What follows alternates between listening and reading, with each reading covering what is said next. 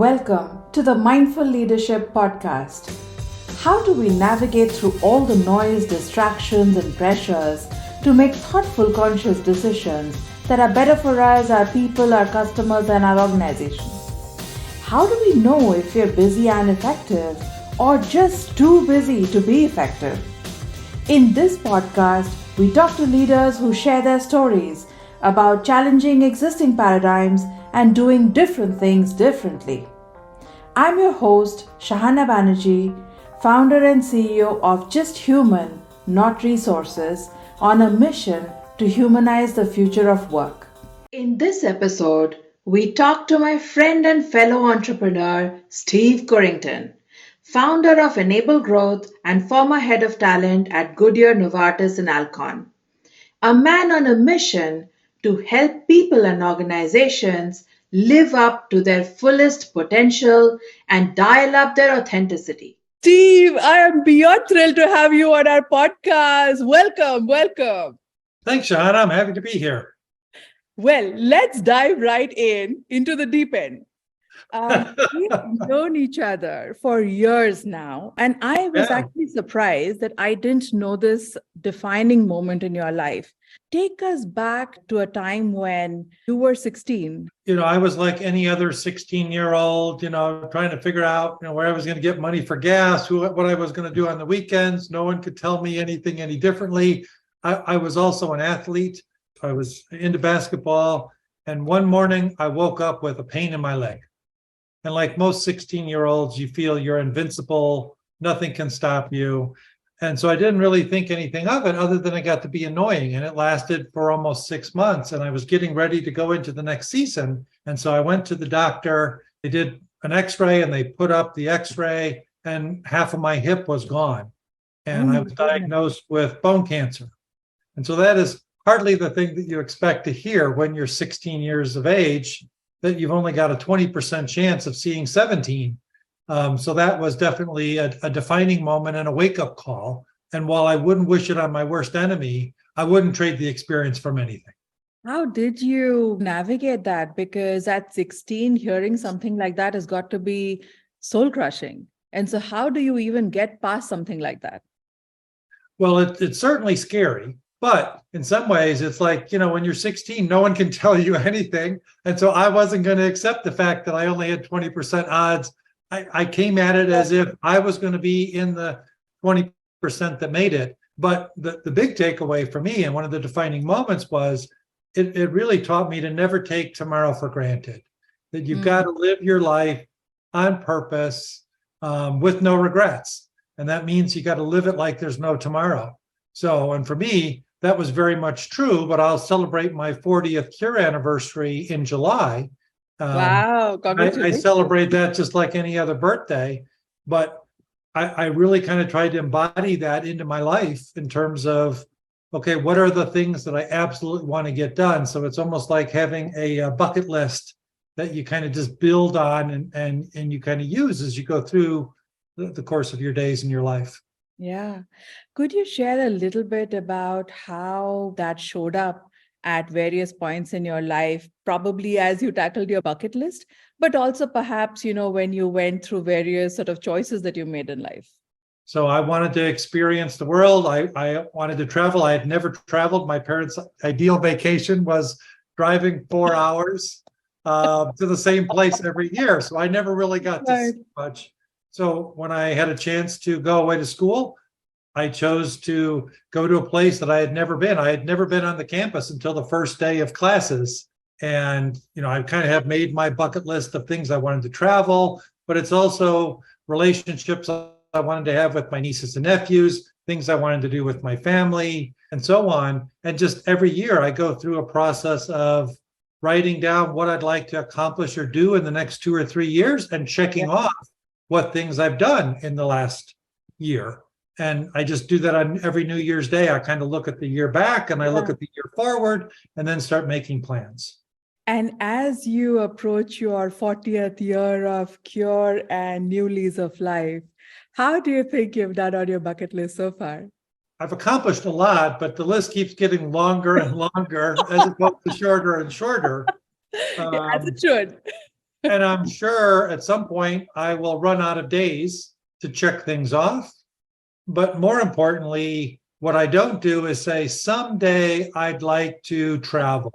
Someday I hope to pick up this hobby, or someday I hope to start writing. Because the biggest fallacy we all have is that we're going to be given an unlimited amount of time to Right. accomplish all those someday things. Yeah.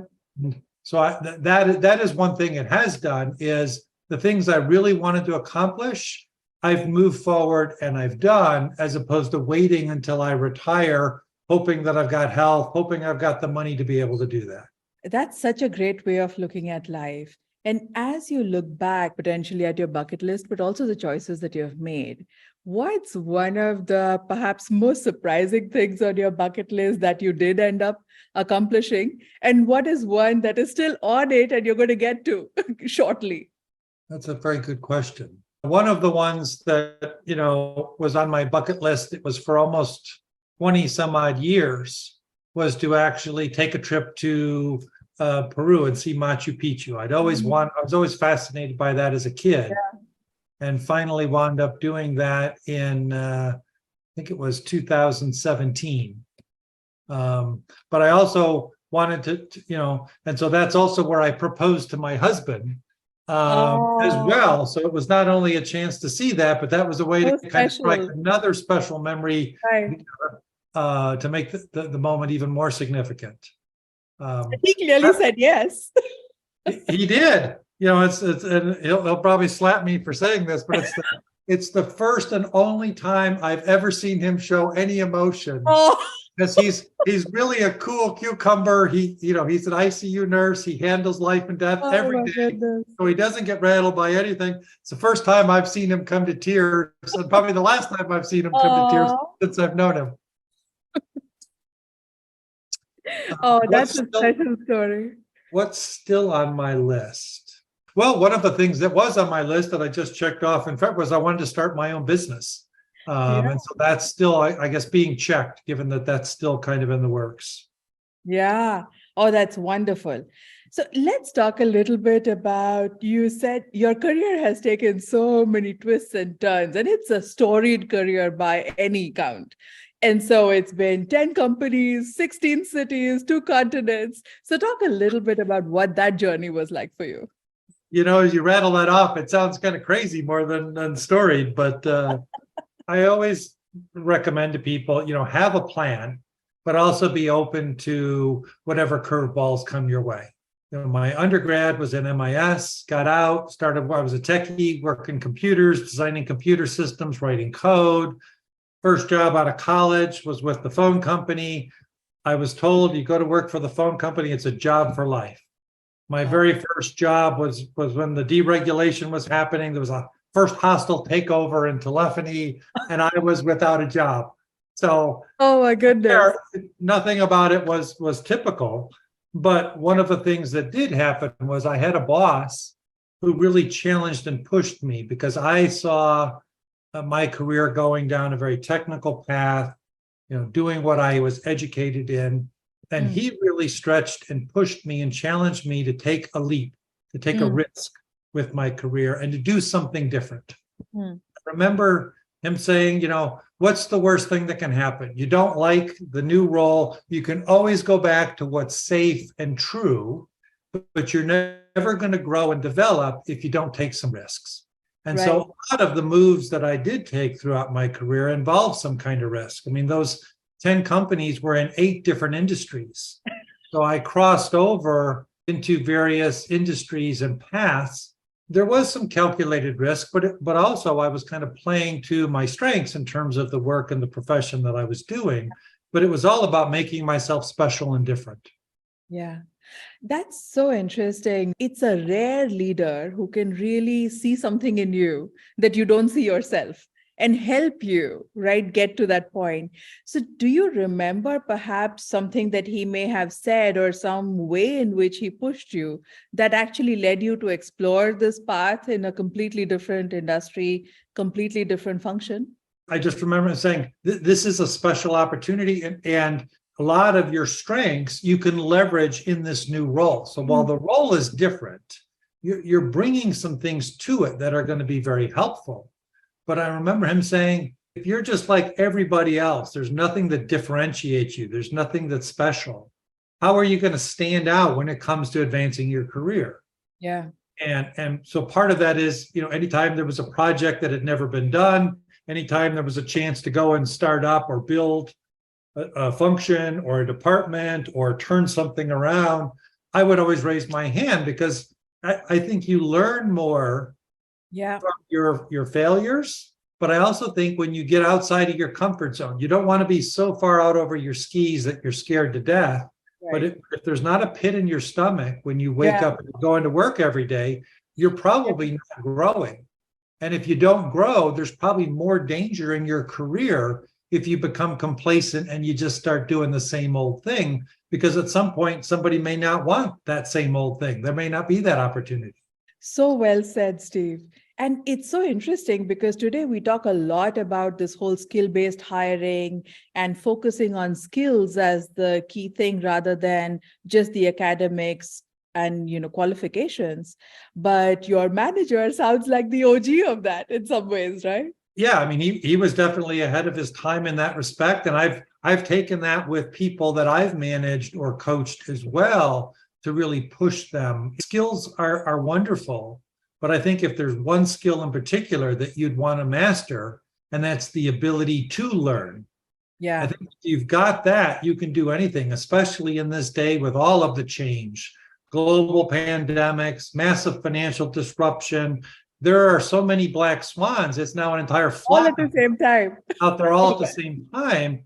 And so if I'm locked into a specific skill or a specific industry or a specific way of doing things, I'm probably more at risk than I realize.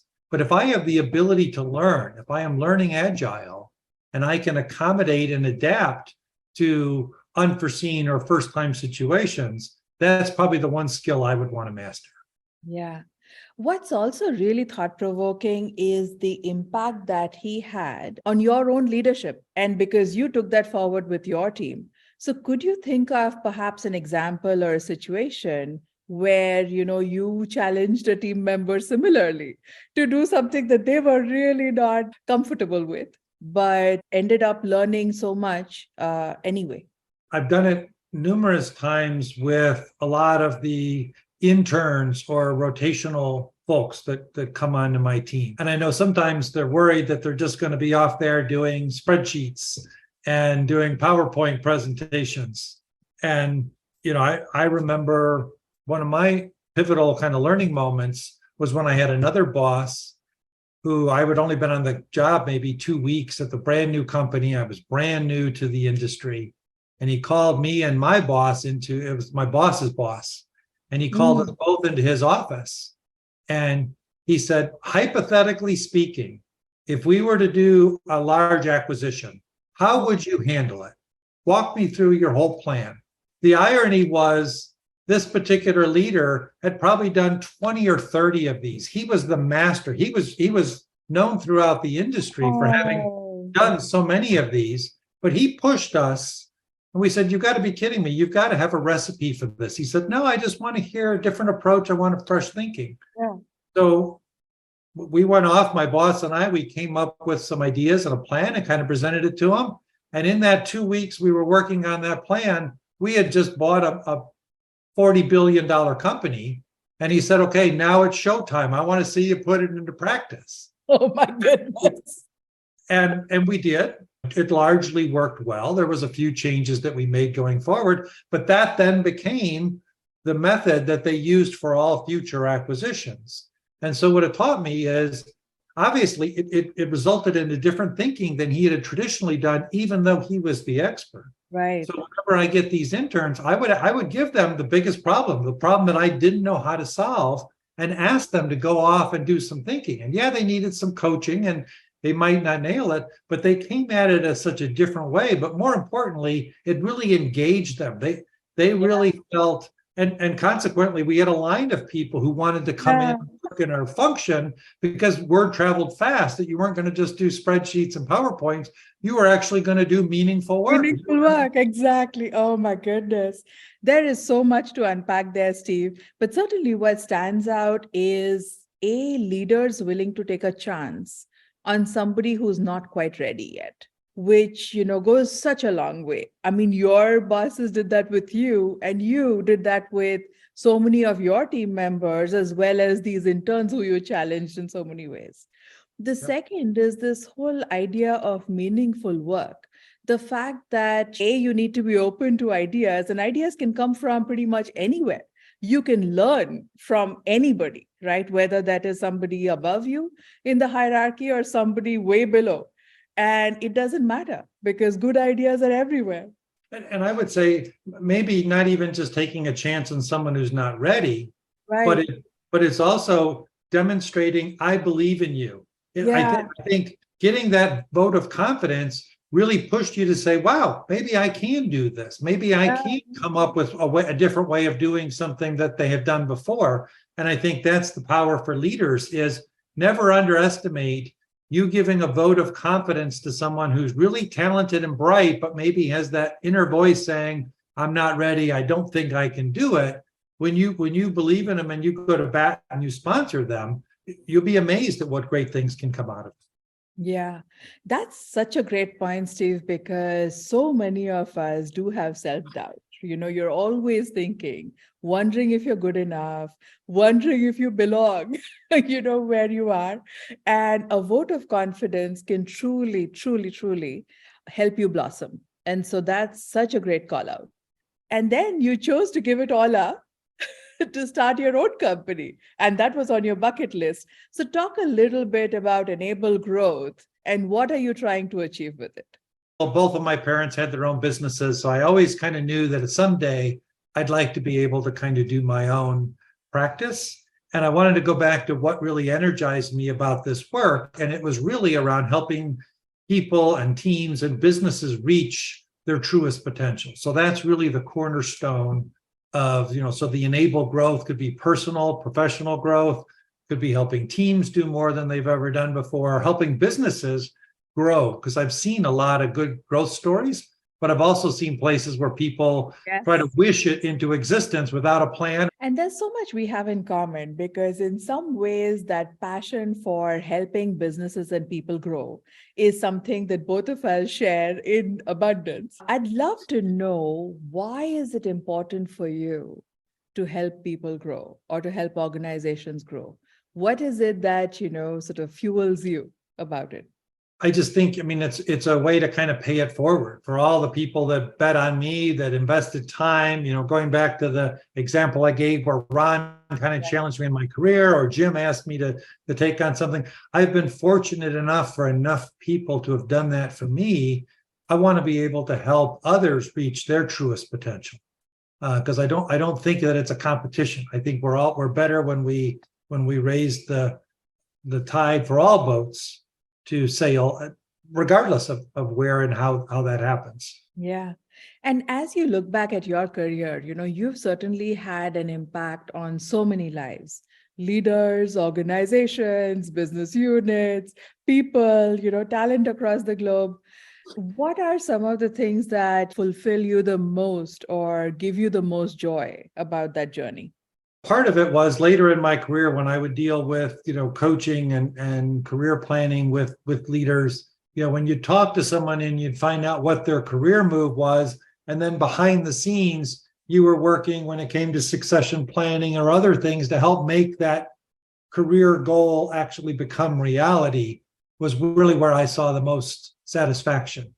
And kind of doing it from the shadows as opposed to running around taking credit for it, because it wasn't mine to take credit for, but just knowing that you help make someone's career dream or opportunity that they've been working for many, many years kind of come to fruition. That was very rewarding.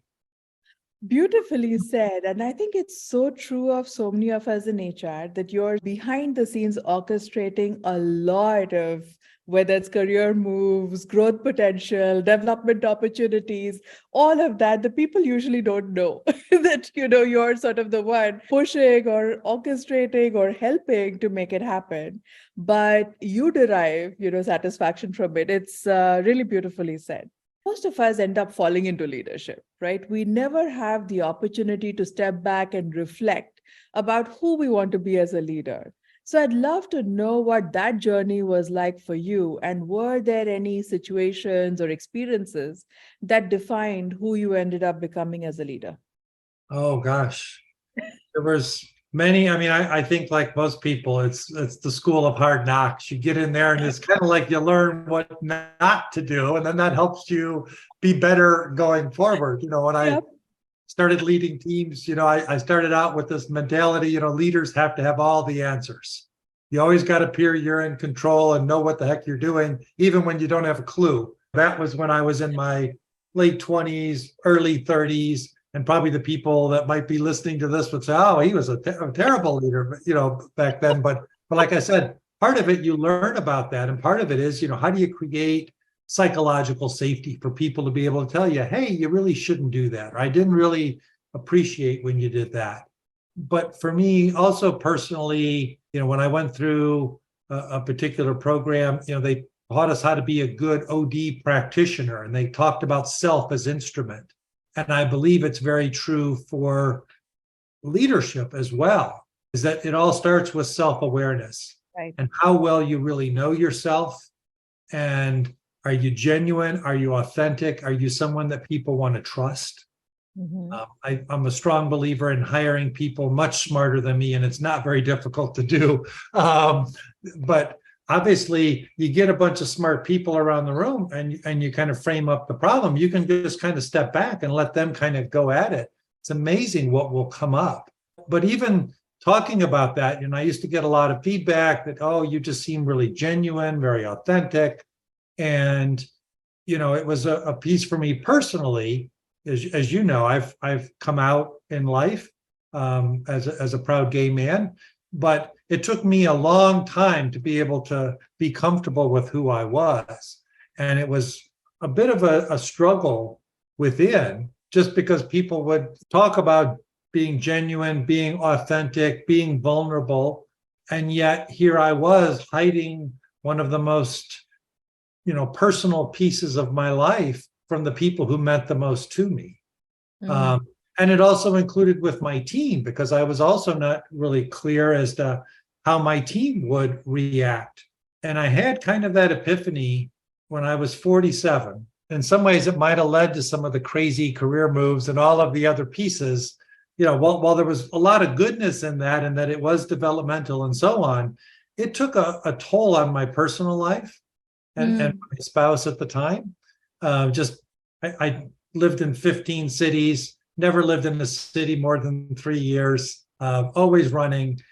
And, while it was great for the career, now in retrospect, I look back at, I wonder if I was really running from myself and my own problems.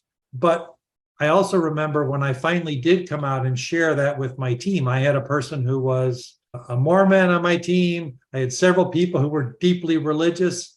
I wasn't quite sure how they would respond to that and if they would still respect me as a leader. I didn't give them credit. I made assumptions about them based on limited pieces of data I had.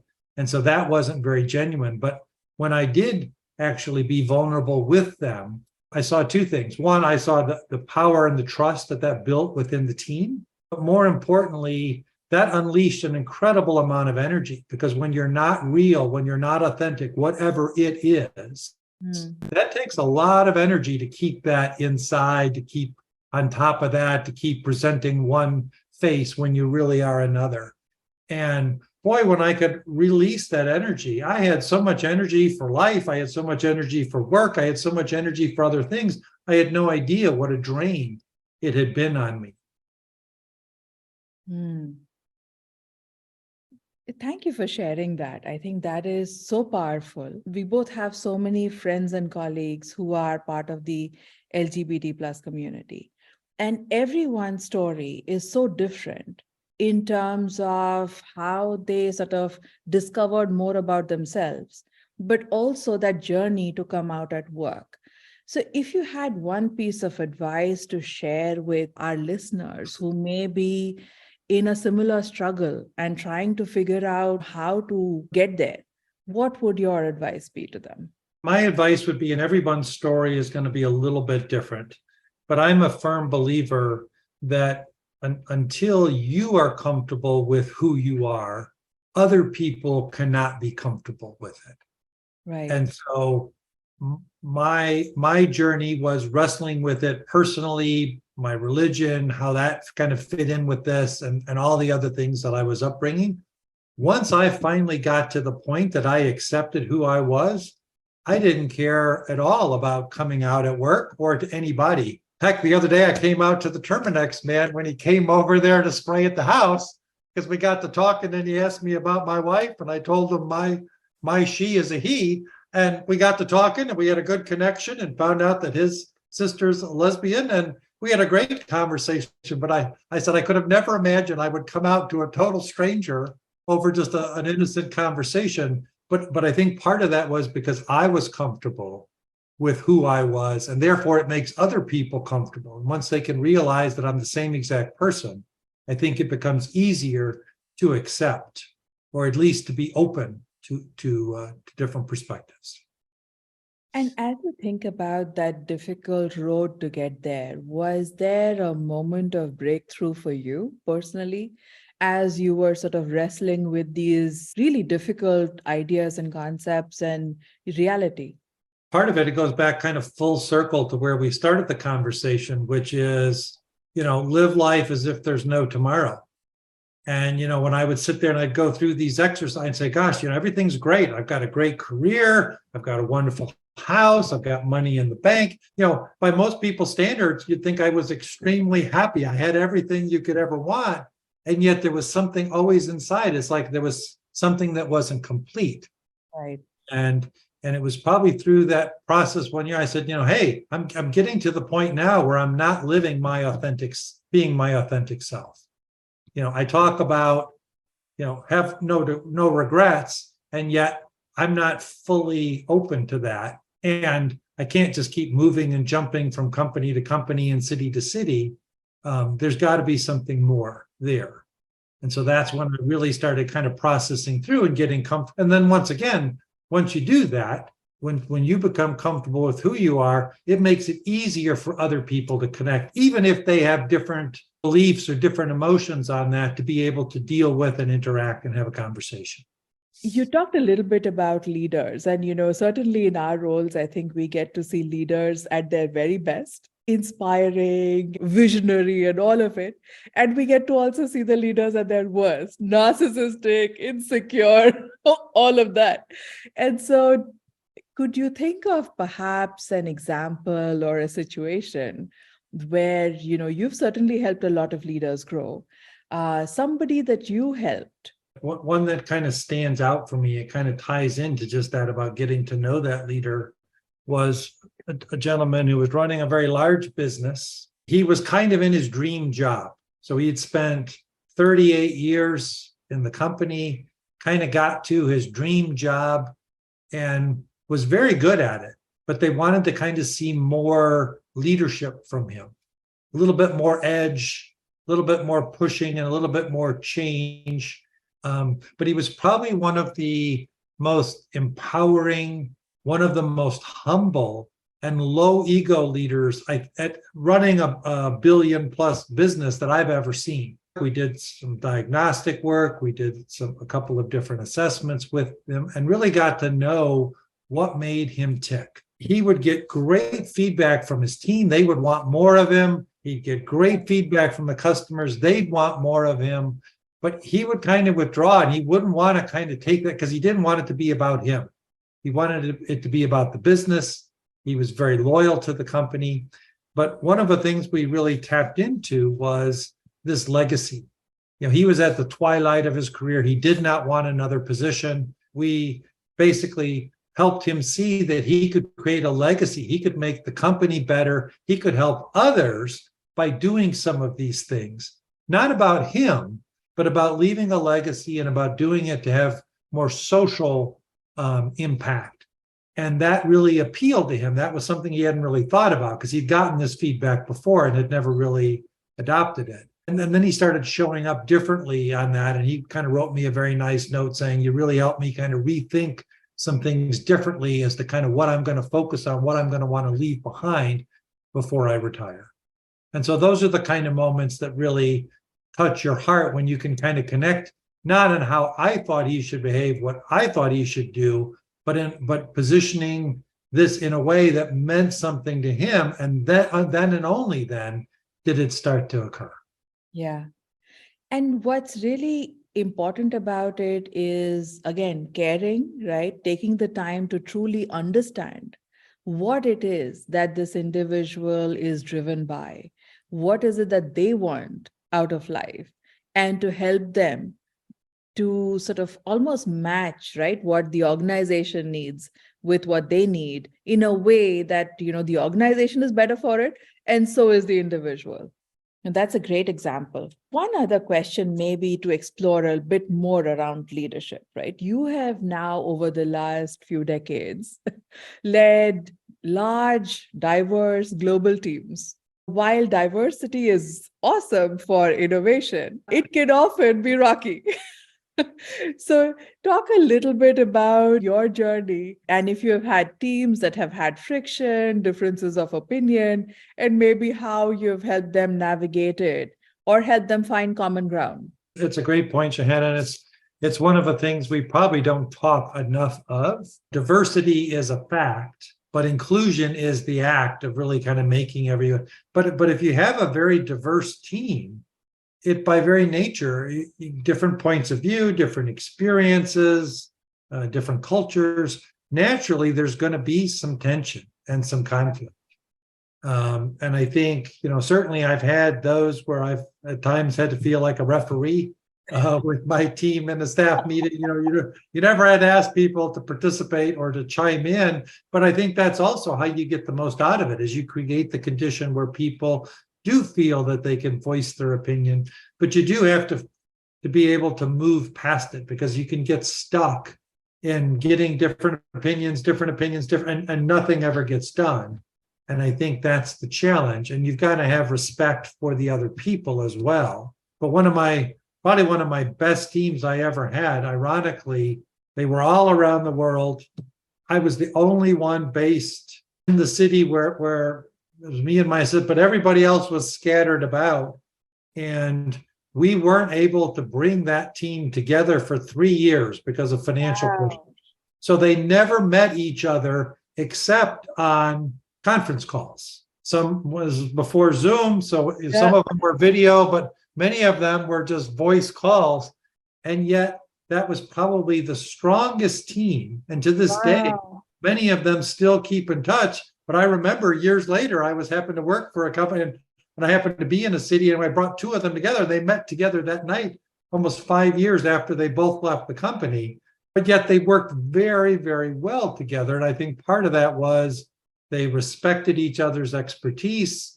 They gave space to deal with other opinions. So they weren't real quick to shoot things down. They were quick to explore and do that. But they felt just the personal connection, because none of them were all in the room. None of them were all really a part of that. We were all going through a very difficult business change. And so we all felt like we needed to rely and support each other. Mm. Can you think of maybe any other stories where people have given you feedback? Some feedback I got actually when we worked together from my team there was, they always felt, because I'm very internally driven, so I don't need a lot of feedback. I don't need a lot of kudos. I only believe in really celebrating when you kind of achieve something really big, really memorable.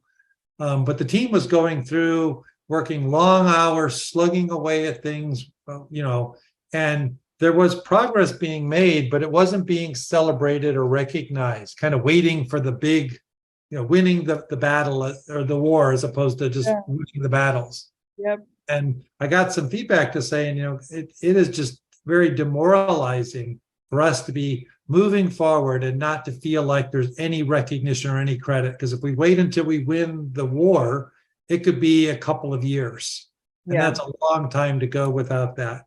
And so, they gave me that feedback. And I think the learning for me was I was managing them as I like to be managed. Yeah. And based on what I needed and not really thinking about what they needed. They needed to have some encouragement. They needed some kind of recognition. And that's really where, I kind of changed my staff meetings, where we would start out the first 5 or 10 minutes and we would do shout outs. And we would literally just recognize each other. And we'd celebrate the small wins or the battles that had been won. And the team would recognize each other. I would recognize individuals. And we found it was just and then I realized, wow, I really like that too. And so it was just a routine. And now I've kind of done that with all of my teams. And I think the big learning from there is don't manage other people as you want to be managed. So there's the golden rule. But then there's the platinum rule, and it's really manage other people as they want to be managed, not necessarily as I want to be managed. And so that was a key learning for me there. Right. That's such a great story, Steve. I have so many more questions. So I thought I'd put together a section of rapid fire. Are you ready? Okay. All right. Hope I've got rapid answers. Yes. So first question, what's a book that's changed your life? Repacking Your Bags by Dick Leiter. Why? It kind of struck at a time when I was really kind of looking at my life and so on. And it uses the analogy that all of us are on a journey with a destination in terms of what you ultimately want to do. And you're carrying around 3 pieces of luggage. A briefcase for your career, an overnighter for your loved ones and relationships, and then a trunk for your hobbies, your interests, and so on. And they walk you through simple exercises to figure out where is your true north, what is your journey in life. But then you open up each pieces of luggage and you look at if you're schlepping around stuff that's weighting you down, that's not going to get you to where you want to go, or you're missing things in that piece of luggage that you need to repack. And so it's just a nice cathartic way of going through and being clear on where you're going and how you're going to get there. That's wonderful. Pretty powerful. Second question, what's your favorite band or musician, and maybe a line from their song that sticks out for you? Well, my favorite band or musician growing up was always Aerosmith. And then they're now doing their last reunion tour. So I've got to make sure that I get there here in the next year. I guess if I had to tie it to kind of to my life, I would go with Dream On. Very nice.